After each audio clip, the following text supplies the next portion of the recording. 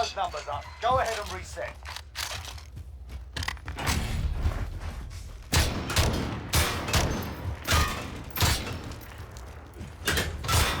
Okay, keep it up.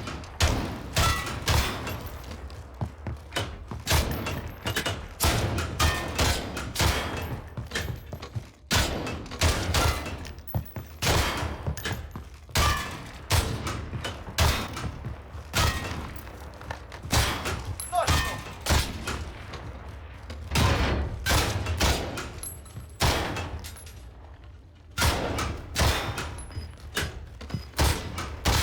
Well done, let's go.